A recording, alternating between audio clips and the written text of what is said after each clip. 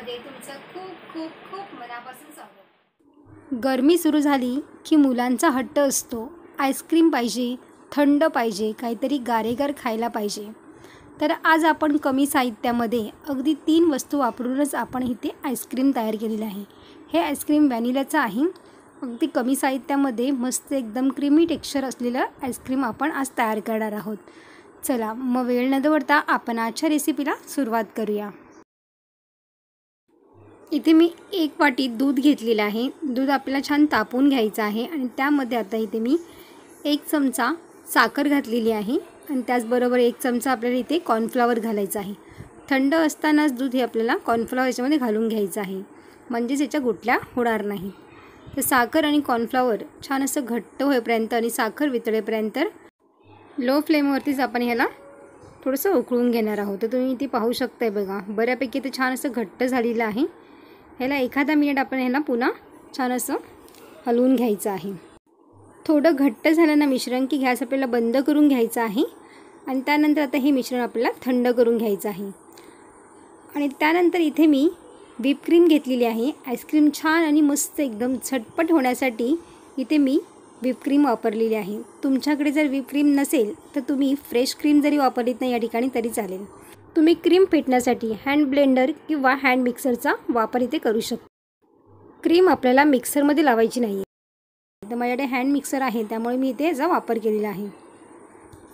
एकतर ह्याला 3 ते 4 मिनटं छान असं फेटून घ्यायचं आहे, म्हणजे आपली क्रीम मस्त एकदम स्मूथ होईल। तुम्ही बघू शकता बघा, मस्त एकदम क्रीम आपली स्मूथ झालेली आहे।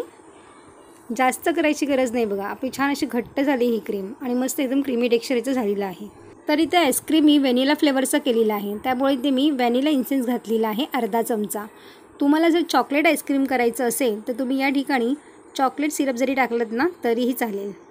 तर इथे आपण थंड जे मिश्रण आपण तयार केलं होतं कॉर्नफ्लॉवरचं ते याच्यामध्ये ह्या ठिकाणी ॲड करायचं आहे आणि पुन्हा आपल्याला छान असं फेटून घ्यायचं आहे। दूध आणि कॉर्नफ्लॉवरचं मिश्रण घातल्यामुळे क्रीम आपली थोडीशी हलकी थोडी पातळ होते, ती घट्ट होणार नाही एकदम। आणि थोडंसं याला आपल्याला 1 ते 2 मिनटं छान असं फेटून घ्यायचं आहे। आता तुम्ही बघू शकता मस्त एकदम क्रीमी झालेलं आहे। तुम्हाला जर मार्केटसारखं आईस्क्रीम घरच्या घरी जर करायचं असेल ना तर तुम्ही ह्या क्रीमचा वापर नक्की करा। व्हिप क्रीम तुम्ही वापरलीत ना तर मस्त एकदम टेक्स्चर खूप छान येतं आईस्क्रीमला। आणि व्हिप क्रीम तुमच्याकडे नसेल तर तुम्ही साधी क्रीम जरी वापरलीत ना अमूल क्रीम तरीसुद्धा आईस्क्रीम आपला खूप छान तयार होईल। तर अशा पद्धतीने इथे मी एक डबा घेतलेला आहे आणि डब्यामध्ये आपल्याला हे सगळं घालून घ्यायचं आहे। वरून तुम्ही छान असे काजू बदामचे कापसुद्धा घालू शकता, पण मला इथे प्लेन आईस्क्रीम व्हॅनिला आवडतो त्यामुळे वरती मी काहीच घातलेलं नाही आहे। आता झाकण लावायचं आहे आणि याला फ्रीजरमध्ये 7 ते 8 तासासाठी ह्याला ठेवून द्यायचं आहे। ज्या ठिकाणी बर्फ तयार होतो त्या ठिकाणी आपल्याला हे ठेवून द्यायचं आहे।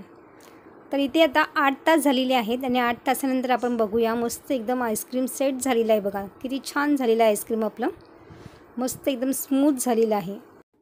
या आईस्क्रीमसाठी आपण दुधाचा वापर अगदी कमी केलेला आहे, त्यामुळे आईस जमा होत नाही आणि याला पण दुधाला जास्त उकळलंसुद्धा नव्हतं तरीसुद्धा आईस जमा होत नाही, बर्फ जमा होत नाही अजिबातसुद्धा। तर तुम्ही इथे बघू शकताय बघा, मस्त एकदम स्मूथ झालेलं आहे बघा, तुम्ही पाहू शकताय बघा स्मूथ टेक्स्चरचं इथे आईस्क्रीम आपल्या इथे तयार झालेलं आहे। तर अशा पद्धतीने तुम्ही एकदा नक्कीच ट्राय करून बघा, सगळ्यांना आवडेल इतकं छान हे आईस्क्रीम तयार होतं। कमी साहित्यामध्ये मुलांना जेव्हा हवे तेव्हा तुम्ही आईस्क्रीम तयार करून त्यांना देऊ शकता। तर तुम्ही बघू शकताय बघा, आपलं खाण्यासाठी व्हॅनिला आईस्क्रीम इथे तयार झालेलं आहे।